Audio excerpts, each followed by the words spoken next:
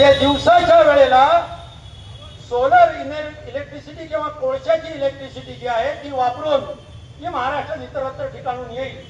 ते पाणी उचलायचं, पंप लावायचा, तिथं मोठमोठे पंप लावायचे आणि तुमच्या अडोशी किंवा बोरांडे या ठिकाणी जे तळी बांधणार आहेत त्या तळ्यामध्ये ते टाकायचं।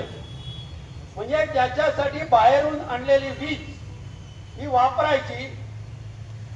रात्रीच्या म्हणजे संध्याकाळच्या वेळेला विशेषतः जेव्हा विजेची मागणी खूप जास्ती असते, 6 वाजले की विजेची मागणी वाढते आणि 6 ते 12 या वेळेमध्ये विजेची मागणी सगळ्यात जास्ती असते, त्याला पीक डिमांड असं म्हणतात।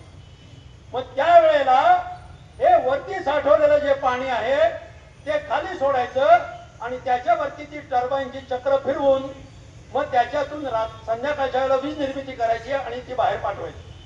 अशा प्रकारचा हा प्रोजेक्ट आहे। असे 55 प्रोजेक्ट महाराष्ट्रामध्ये आहेत। हा प्रोजेक्ट हा आर्थिक दृष्ट्या आणि गुंतवणुकीच्या दृष्टीने योग्य आहे का असा जर प्रश्न विचारला तर जमीन मुद्दा बाजूला सोडा, पैसा मुद्दा बाजूला म्हणजे सोडा असं म्हणत नाही मी, जरी सोडला तरी हा प्रकल्प मूर्खपणाचा आहे। हे आर्थिक दृष्ट्या सिद्ध करू शकतो मी। या ठिकाणी तुम्हाला 2-4 आकडे सांगतो, बाकी तपशिलात बोलायचं तर आपण कार्यशाळेमध्ये बोलू। हा 2-3 तास बोलायचा विषय आहे। तुम्ही म्हणाल की याची आम्हाला काय गरज आहे? गरज आहे।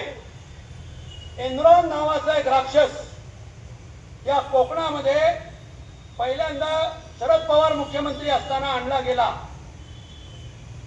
त्या वेळेला त्या प्रोजेक्ट मध्ये काय चुका आहे ते सांगण्यासाठी आम्ही रस्त्यावरती उतरलो। त्यावेळेला जे युतीमध्ये आहेत ते म्हणाले बरोबर आहे, बरोबर आहे, काय चूक आहे। मग तो प्रोजेक्ट हे सत्तेवर आले 95 साली त्यांनी रद्द केला आणि त्याच्या तिप्पट मोठ्या प्रोजेक्ट वरती त्याच कंपनी बरोबर सह्या केल्या। हे फार मोठं आश्चर्य आहे। ज्या कंपनीचा प्रोजेक्ट बोगस होता त्याच कंपनी बरोबर तिप्पट मोठा प्रोजेक्ट केला। आम्ही त्यावेळेला जेलमध्ये गेलो, युती सरकारच्या काळातही जेलमध्ये गेलो।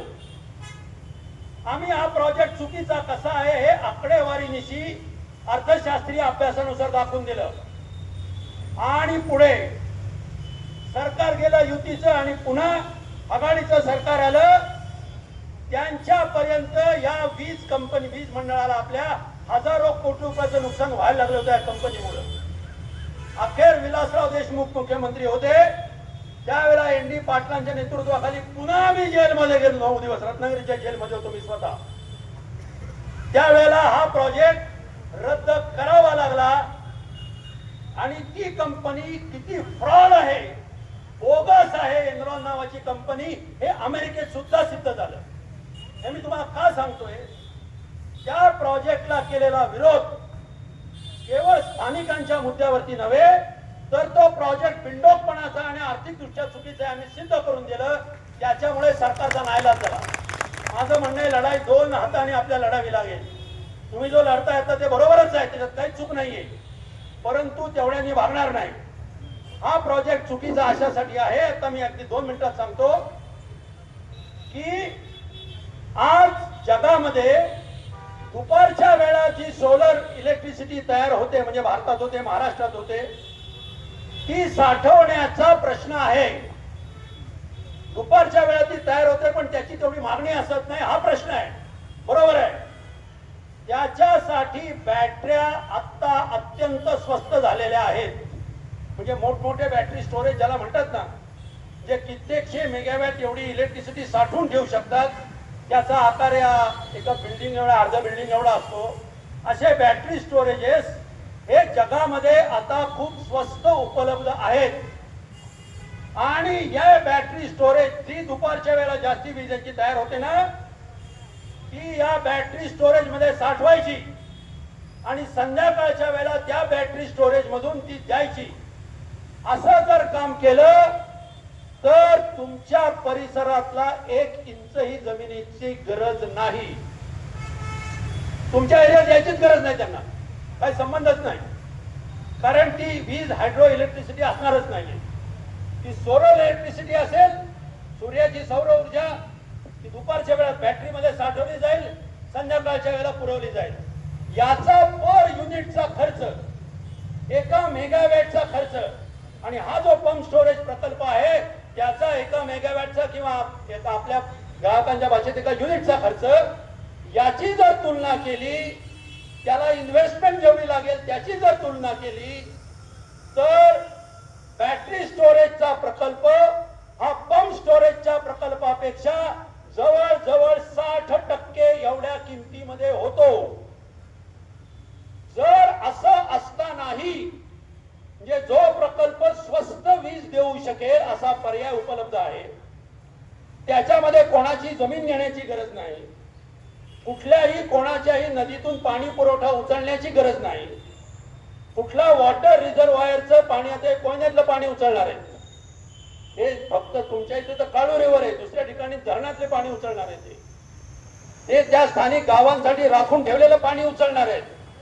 तिकडं तुम्ही जर जावळी किंवा सातारा या भागात जर गेलात, तिथं त्यांचं वापराचं पाणी त्याच्यामुळे कमी होणार आहे. कदाचित तुमच्यामध्ये हा प्रश्न येऊ शकतो. तर या सगळ्याची काही गरज नाही. हे टाळून त्यांना जर वीज पुरवठा त्यांचा उद्देश असेल तर त्याच्यापेक्षा स्वस्त वीज पुरवठा करण्याचे, कमी गुंतवणूक लागणारे असे प्रकल्पाचे पर्याय उपलब्ध आहेत.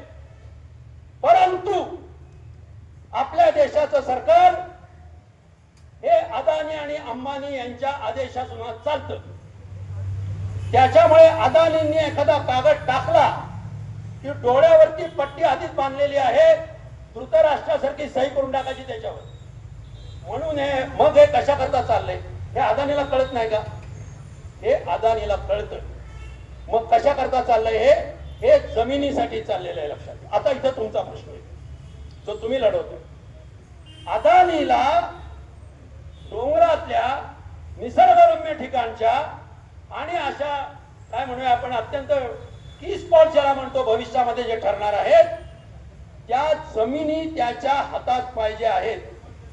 तुम्हाला माहिती असेल काही दिवसापूर्वी, काही वर्षांपूर्वी स्पेशल इकॉनॉमिक झोन SEZ म्हणून एक प्रकल्प आला होता. तिथं खूप सवलती देणार वगैरे. SEZ खाली काय केलं उद्योगपतींनी? कुठलेही उद्योग काढले नाही.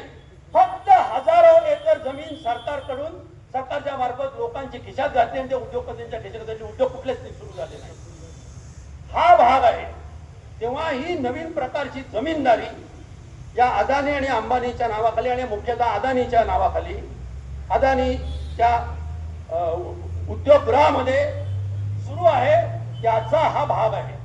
आणि म्हणून आपण जो विरोध करतो आहोत तो सर्वांगीण पद्धतीनं आणि अतिशय आर्थिक आणि ऊर्जा अर्थशास्त्र जे त्याचं आहे त्याच्या खोलात जाऊन करायला पाहिजे. नाहीतर हे उद्या म्हणतील ग्रामसभा करतील मॅनेज काहीतरी. झालं का तुमच्या ग्रामसभेचं निघलं? आपल्याला तेवढं चालणार नाहीये.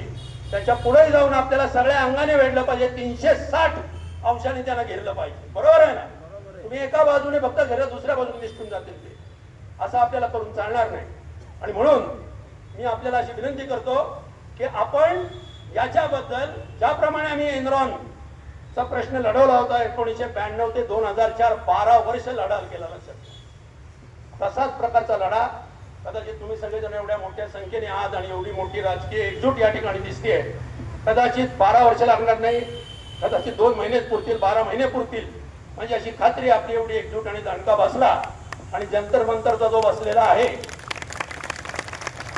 तो मला वाटतं पुरेसा आहे. एवढं सांगूया की हा शिवाजीनगरचा भाग आहे. त्याचं नाव कोणाचं लक्षात ठेवायचं. फक्त नाव कोणाचं लक्षात ठेवा. कोणाच्या नावाने हे नगर आहे. तुमचं जंतर मंतर जे दिल्लीत झालं तर तुमचं इथं भारतात शिवाजीनगर करू आम्ही. तेव्हा एवढं बोलून या ठिकाणी मी आता अधिक वेळ घेत नाही. बरेच वक्ते बोलणार आहेत. मला एका न्यायालयीन कामासाठी जायचंय, त्याच्यामुळे मला फक्त जायची आपण परवानगी द्या. जेवढा दिवस लागणार नाही. माझ्यामध्ये कचकड्याचे बिंडोक माणसं आहेत, हे येतील वटणीवरती. आणि कलेक्टर बद्दल काय बोलावं. 40 एकर सरकारची जमीन गेली तर ज्या माणसाला कळत नाही तो आम्हाला अक्कल शिकवतोय. 40 एकर जमीन कोणी घशात घातली तर ज्यांना कळलं नाही, ती चौकशी कोणाची करायची कळलं नाही, तो मनुष्य जर आमच्या जमिनी जर फुकटात कोणाला देत असेल तर पायात एका पायात आणि एका पायात दुसरी, हे सध्या पायात ठेवा, नंतर कुठं वापरायची ते बघू. धन्यवाद.